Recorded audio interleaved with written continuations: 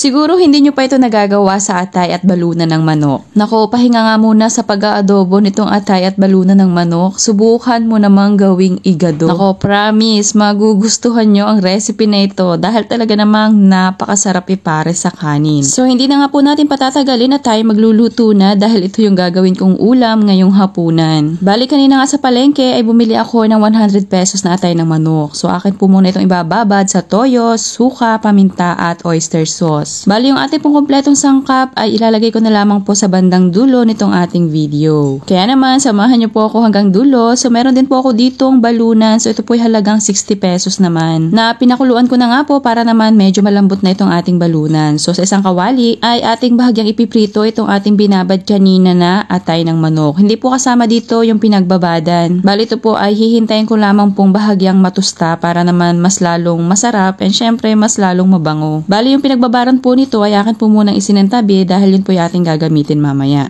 So kapag ganito na po na bahagya na pong naprito yung ating atay ng manok ay atin po muna yung isa-set aside. Tapos sa kapareho pong kawali ay dito po ako magigisa ulit ng sibuyas at saka bawang. Naku, kung hindi nyo pa nga po nasusubukan yung ganitong recipe sa balunan at atay ng manok, aba ay subukan nyo na bukas din. Dahil talaga naman pong hindi ako mapapahiya sa recipe na ito. At pagkatapos ko nga po magisa ang bawang at sibuyas ay inilagay ko na yung pinakuluan ko kaninang balunan ng manok. At ibinuhos ko na rin yung pinagbabadan ko kanina. So ayan, halu-haluin po lamang. And syempre, ito po ay aking tatakpan para naman po mas lalong lumambot itong ating balunan ng manok. After 2 minutes nga po ay akin na binuksan at halu-haluin at pwede na po nating ilagay dito yung ating bahagya kaninang pinritong atay. So ayan, isusunod ko na rin po dito yung iba pa nating mga sangka para nga po sa ating recipe na igadong atay at balunan ng manok. Pinagsama-sama ko na po itong carrot, bell pepper at saka yung green peas. Halu-haluin po lamang and syempre